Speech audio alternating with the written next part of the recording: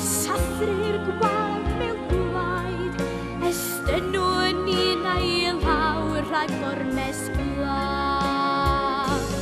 Rhod y law, rhod y law, rhod y law. Estyn hi ar draws y môr i'r gwledydd draw.